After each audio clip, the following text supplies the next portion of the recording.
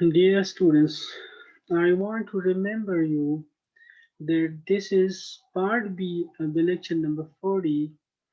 As I told you in the previous lecture, that because of the length and strength, I divided lecture number 40 into two parts, part A and part B. As you watch and as you listen, the previous the previous lecture number 40, part A. So similarly is now coming to you part B of the same lecture number 40. Dear students, as I told you that because of the length, it was too much lengthy, and because of the importance, I divided this lesson to two parts A and B. So this coming lecture is part B of the 40 lecture. Dear students, once again I want to remember you that in this lesson and in this lecture, some important characters are introduced to us of the novel, and especially one of the important character, murder, is being mentioned here.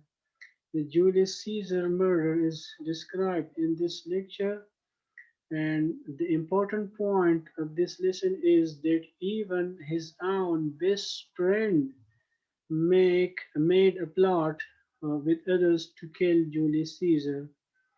So, dear student, Julius Caesar, Antony, and Brutus, Cassius, and Cicero, and etc. are the most important characters of this lessons, which will come in today's lecture. So, you are here remembered again by me that please watch it carefully and try to understand the coming exercise in the end. There are some MCQs given in the exercise and some sentences also at the end of this lecture B40 lecture. I also arrange these unarranged sentences and also mention the correct option of the given MCQs. So dear students, please listen and watch the coming lecture, the next coming lecture, lecture number 40, B part. This is an announcement for you students. Please watch it. Thanks.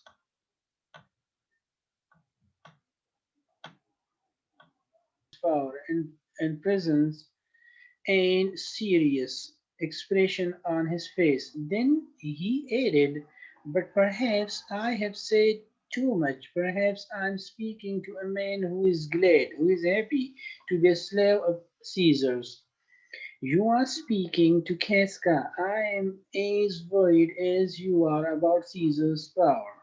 The two men shook hands. They agreed to work together against Caesar's ambitions. About Caesar's intention for the success. Then then Cassius told Casca that some of the noblest senators had agreed to a plan to solve the problem of Caesar's power, and Casca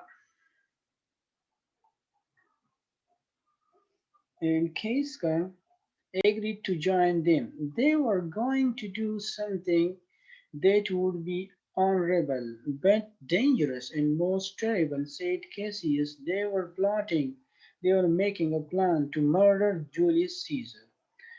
Next topic is, dear students, an honorable leader. The plotters wanted Brutus to be the leader of the plot against Caesar. Brutus had great influence, great effect, and he was generally respected for his good character. He was a man of honor. If the noble Brutus turned against Caesar, his own friend, then people would surely think there must be a very good reason for it. They would think the plot to kill Caesar was just. Then same night, the night before the Ides March, Brutus, this is a day, dear student, this is a feast day. Brutus could not sleep. He was disturbed by mixed feeling and thoughts. It was true that Caesar was his friend, but Caesar was likely to become a danger to the state.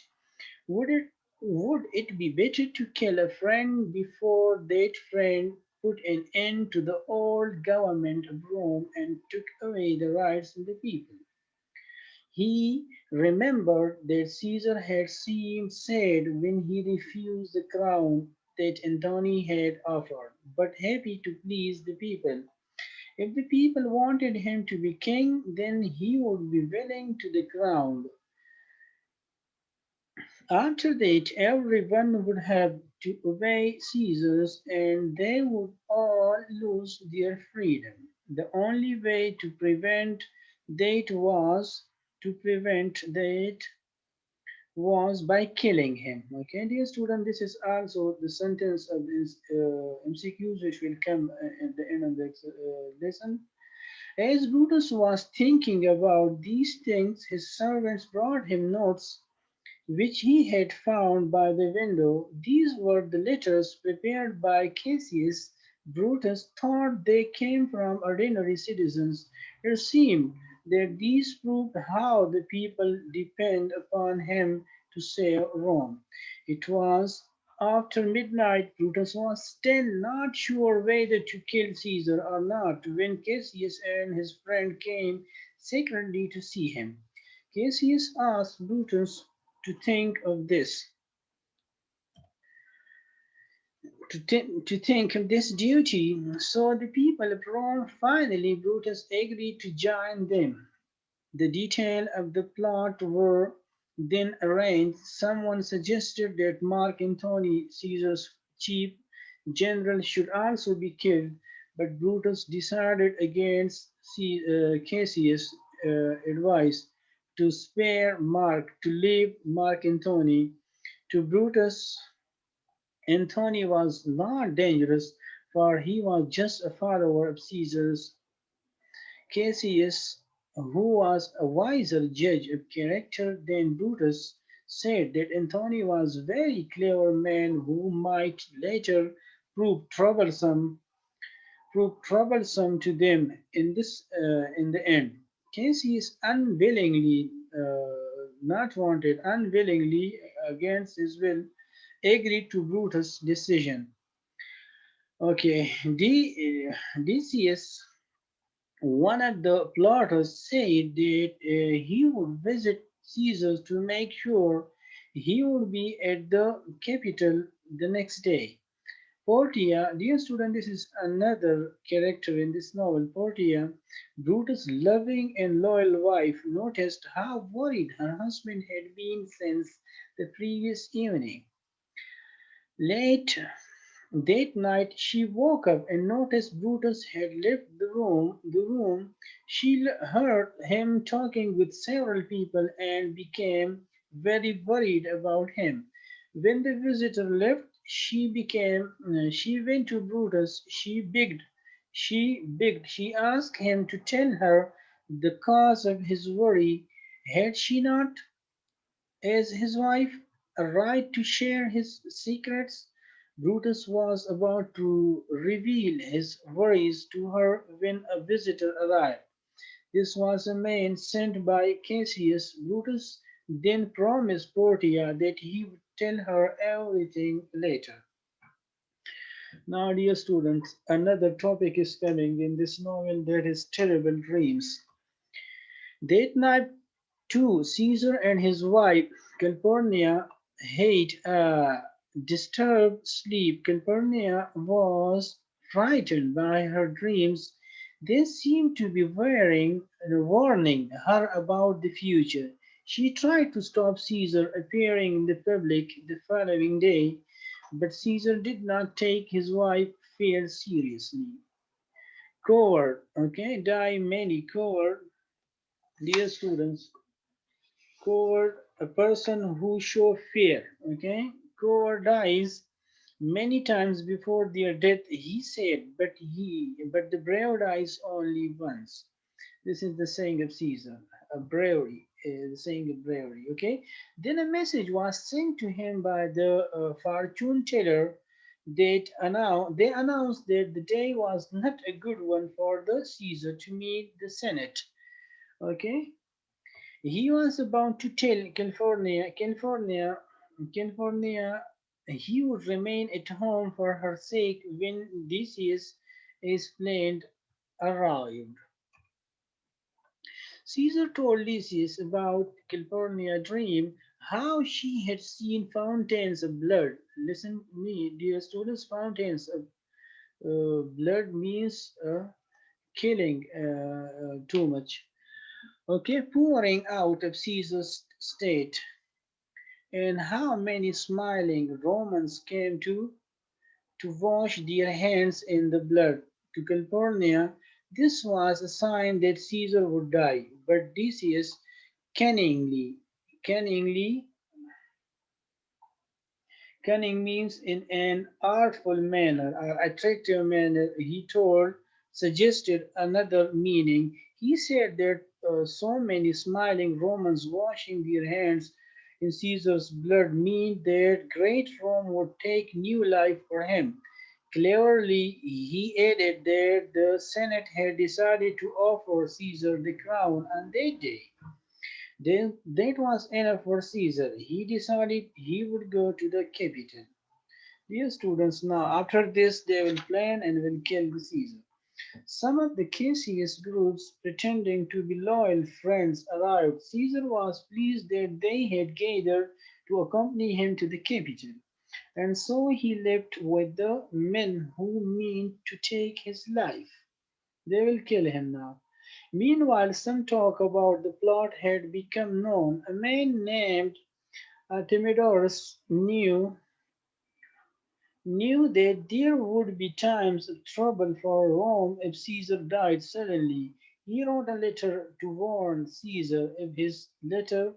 He named the chief plotters and warned that they were united in their decision to murder him. Then he waited in the street to hand his letter to the Caesars as he passed. As Caesar went by, Artemidorus came forward and held up the letter. Decius quickly pushed another paper in front of it, so Caesar never read the warning. Next topic is, dear student, the murder of Caesar. Now, in this place, he will be murdered. At the capital, one of the plotters called Mark Antony over to talk to him. Another asked Caesar to let a senator who had been sent away in exile. Exile to send someone out of the country or out of the home from the government, okay, from the administration. The plotters moved closer around him, then Casca, followed by the rest, rushed forward and stabbed Caesar to death. Put in knife into his body. Each man had to strike him. Each and everyone strike Caesar. As Brutus stabbed him, Brutus also stabbed Caesar. Caesar fell to the ground. He cried out, "Even you, Brutus," because he was his true friend. So Caesar told him that even you stabbed me, Brutus, and then he died. Many senators, especially those who had been friendly with Caesar, quickly began to fear for their lives too. Brutus spoke to them. He urged them all to remain quiet. Meanwhile, Mark Antony had run back to his house in terror. Brutus, thinking of the effect the murder would have upon the public, told his fellow plotters to go at once to the marketplace, to the gathering place where people are in gathering, to calm the people fears. They were to show the people the reason for the murder in order to win their support. Dear students, now the Caesar is killed, and now they will give reason to the public the murder of the Caesar, but they will fail. Just then a servant brought a message from the Antony, who asked for a promise of his safety. He said that he was willing to accept Caesar's murder if the plotter could show good reason for it. Brutus returned a promise of safety, and so Antony came to talk to the plotters. Being Caesar's friend, he boldly offered to be killed by their daggers so that he could fall with Caesar. But Brutus assured him of his safety and their friendship. Then Antony shook hands with each of the plotters, saying that he would remain friend with them all if they could tell him why Caesar was dangerous. Brutus said he would allow Antony to speak to the people during the funeral ceremonies, during the funeral ceremony of the Caesar. Cassius, who did not trust Antony, warned Brutus against giving permission, but Brutus replied that he would speak to the people first and gave reasons for their act. He made Antony promise not to speak badly of the plotters, those they make a plot to kill Caesar.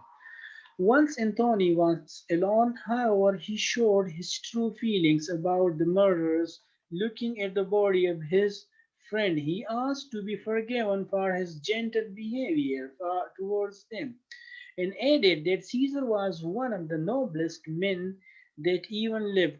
Then he foretold misery mean a feeling of intense unhappiness, and civil wars means war between the people, between the families inside the country, between Roman and Roman, were sure to follow. He did more. He secretly sent a message to young Octavius Caesar, Julius Caesar's nephew, telling him what had happened. He urged Octavius to prepare for the action and to have an army ready. Octavius was not far from Rome. In spite of his youth, he was known for being a great soldier. Now, dear student, there will be speeches on his funeral, the Caesar funeral. The body of Caesar was taken to the forum. This is a public facility to meet for the open discussion, a place where the people gather to make open discussion. The Roman marketplace, there was a large crowd of people there waiting to see what was happening before the body. Before the body arrived, Brutus spoke to them, explaining why he had joined the other to kill his friend Caesar. If there is anyone here who was a dear friend of Caesar, he said, then I say to that man that Brutus was no less a friend to Caesar. The reason why I rose against Caesar was not because I loved Caesar less, but because I loved Rome more. Which would you prefer, Caesar alive and yourselves dying as slaves? My countrymen, as Caesar loved me, I weep for him.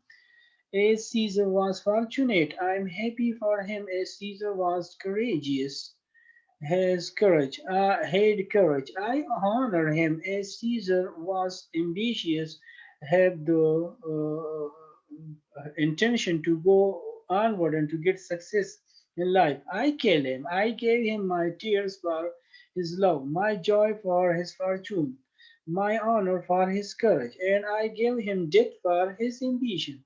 What he want to get success, to get power, his ambition, his intention. Is there anyone here who want to be a slave? If there is, he should speak up, for I have offended him. Is there anyone here who does not want to be a Roman? If there is, he should speak up, for I have offended him. Is there is anyone here who does not love his country? If there is, he should speak up, for I have offended him. I wait for a reply. The crowd was silent. Then one or two people shouted out, there is no one, Brutus, no one. Then I have offended no one. The people cheered.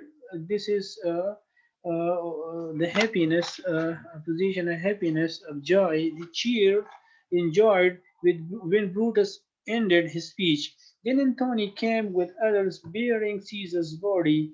Brutus left the forum. He left that place of gathering, but before he went, he urged the people to listen to Antony. Brutus had tried to win the crowd by giving reason for what had been done. Antony wisely appealed to their feelings, not to their minds. Though they were at first against him, he slowly gained control of their hearts. Brutus had told them Caesar was ambitious. Antony reminded them that Caesar had spent money on the poor and the citizens of Rome, not on himself. He had even refused the crown offered to him 3 times, as they had seen for themselves. Was that ambitions? Antony asked. Yes, Brutus says he was ambitious, having the intention to get power of all. Well, Brutus is an honorable man, so you should pay attention to what he says. Antony's speech began to move all those who were listening. After a while, they believed Antony more and the honorable Brutus less. To prove that Caesar was their friend, Antony told them about Caesar's will. Caesar has a will, had a will, and now Antony will tell the people. He said that if the people read this will, they would feel sorry that Caesar was dead. By now, the citizens were angry with the plotters. Then he showed them the body, pointing to the wounds made by the daggers, by the swords, and described how cruelly Caesar had been killed. The unkindest cut of all, he said, was the blow struck by Brutus. This was the unkindest blow because Brutus was his near and dear friend, for Caesar had loved Brutus dearly. The excited crowd was now full of anger. Then Antony told them about the content of the will in which Caesar had written down what he wanted to happen after he died. Caesar had left each citizen of Rome a gift of money, his private palace, his private house, palace, and all his gardens were to become public places, so that they and their children could enjoy themselves. In their free time, this moved the already angry crowd to violent action. They started violence. A riot began. Dear student, this is a reaction of the public that is called riot of the violence. The Battle of Philippi. Now this is a battle in the Macedonia, a battle. Inshallah, we will read. The people rushed away in all directions. They wanted to kill the murderers of Julius Caesar and burn down their houses. A harmless poet who unfortunately had the same name as one of the plotters, Cinna, was torn to pieces, although he repeated he was a poet, not the plotter. Brutus and Cassius were warned in time, and they escaped. They run away from the city, riding like madmen, like mad people, through the gates of Rome. As they left, Octavius Caesar with his followers entered by another gate. Together, he and Antony took control of the situation. They ordered the death of every important person who might challenge their power.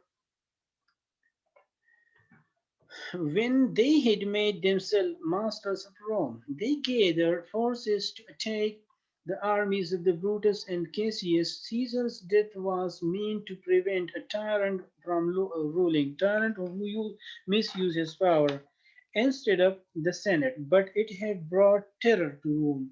Brutus and Cassius, in the meantime, waited in the Macedonia. This is another country with their armies expecting an attack by Antony and Octavius. They had a fierce quarrel. battle. Brutus needed gold to buy food for his soldier, but he would not get it by unjust means. Since he was a man of honor, he had murdered Caesar in order to prevent tyranny and injustice. Cassius, however, was ready to use any mean to obtain the money. Moreover, Brutus was a great thinker, not a man of action like Cassius. He kept making the wrong decision, not depending on the wiser judgment of Cassius. Yet Cassius allowed Brutus to have his way because he respected Brutus for his noble qualities and thought him the greater man. Finally, the armies of both parties met on the plains of the Philippi in Macedonia. Brutus, hoping to avoid a war, tried to arrange peace talks with the enemy leaders, but failed, and the battle began. Before long, the forces of Cassius were losing. They needed help from Brutus, making yet another mistake of his men of judgment. Brutus did not send him help to Cassius, but put his men into action against the soldiers of Octavius. Cassius, beaten by Antony, killed himself to avoid being taken back to Rome in shame as Antony's prisoner. Brutus was doing well against Octavius until Antony's was no longer any hope of victory. Until Antony's men came on the scene of the battle. Then, seeing there was no longer any hope of victory left, Brutus, like Cassius, put an end to his life. Perhaps Brutus came to realize too late that killing Caesar had not helped the people as he had intended. Antony looked at the body and said these moving words of praise. This was the noblest Roman of them all.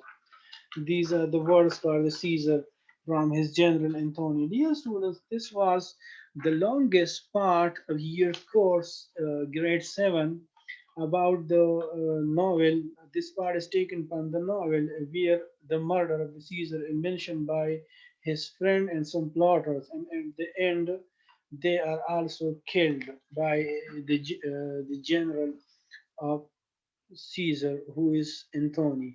So, dear students, let's move quickly to the exercise. Here you can find seven sentences given in this order. Here I put them in order to take a meaningful sense from them. Here you can find the answers of this sentence. Similarly, at the end, four MCQs are given. Choose the best answer. So I choose. You can find here what did Casca think about the storm. So this number C is the correct one. Something awful was going to happen.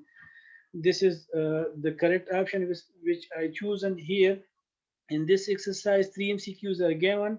So I choose the best one. Here are the best one. In number two, the Senate had decided to offer him the crown. This is the correct one. In number three, Brutus thought his duty to Rome was more important than friendship. So why he killed his friend Caesar? This is the correct option. And number C in number four, this is in number four. Correct option is C, by telling them about the contents of Caesar will. So dear student, this was the longest lecture which I took from the novel part. I hope you will learn it, you will try to understand it, and hope you will memorize it. If you have any ambiguity, you can ask me in the Zoom class, or you can ask me directly. Inshallah, I will try to provide all related material to this lecture. So thank you for joining me. Hope you will be fine in the next lecture. Up to date. Assalamu alaikum wa rahmatullahi wa barakatuh.